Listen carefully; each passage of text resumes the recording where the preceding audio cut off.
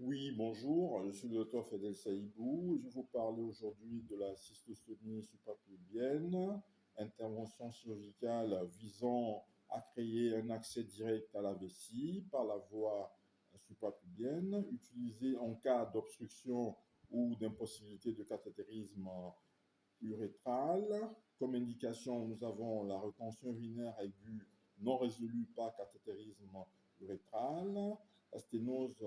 urétrale sévère ou traumatisme urétral, les pathologies prostatiques comme l'hypertrophie bénigne ou le cancer de la prostate avec obstruction, les lésions médulaires ou neurologiques avec dysfonction vésicale, les soins palliatifs chez les patients en phase terminale nécessitant un drainage prolongé notamment, la chirurgie pelvienne complexe nécessitant une dérivation urinaire temporaire. Comme contre-indication, nous avons les troubles de la coagulation non corrigés, tumeurs de la vessie envahissant la paroi vésicale abdominale et les antécédents de chirurgie pelvienne majeure à cause du risque d'adhérence.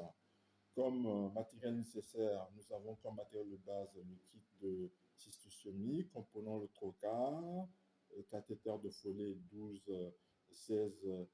FR, membrane, une solution antiseptique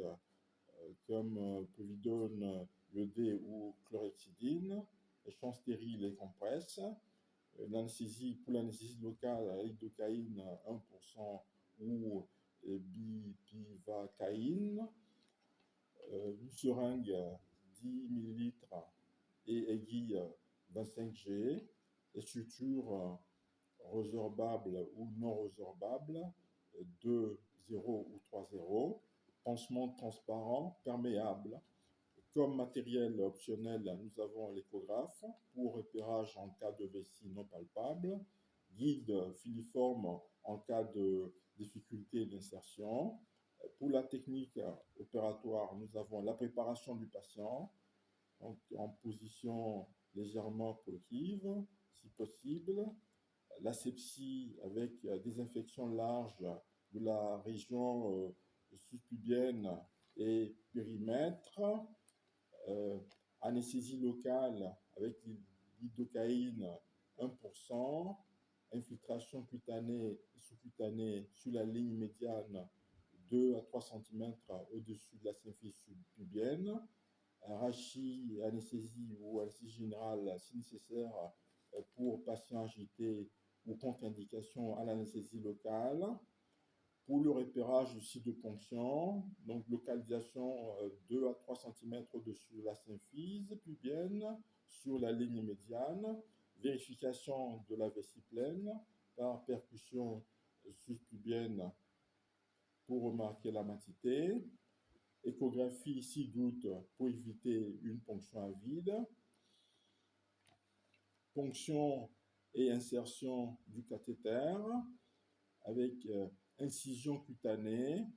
2 à 3 mm avec lame numéro 11, insertion du trocar, angle de 30 à 45 degrés vers le bassin en direction de la vessie,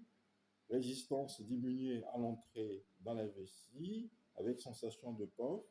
retrait du mandrin et vérification du jet urinaire, insertion du cathéter de Foley 12-16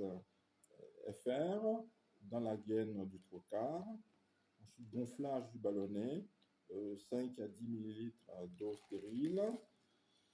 traction douce pour plaquer le ballonnet contre la paroi vésicale, ensuite fixation et fermeture par suture du cathéter à la peau par des points en U ou en X, pansement occlusif avec compresse stérile et film transparent, et enfin connexion à un sac de drainage.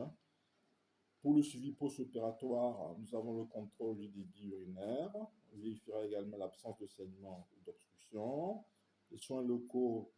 quotidiens autour du cathéter. Remplacement du cathéter tous les 4 à 8 semaines selon le modèle. Antibiothérapie prophylactique si signe infectieux. Pour les complications possibles, nous avons l'hématurie transitoire dans 10 à 20% des cas, infection urinaire ou péritonite si fuite extravésicale, occlusion du cathéter nécessitant un rinçage ou un changement, lésion intestinale bien que rare, mais grave en cas de vessie retratée. Je vous remercie.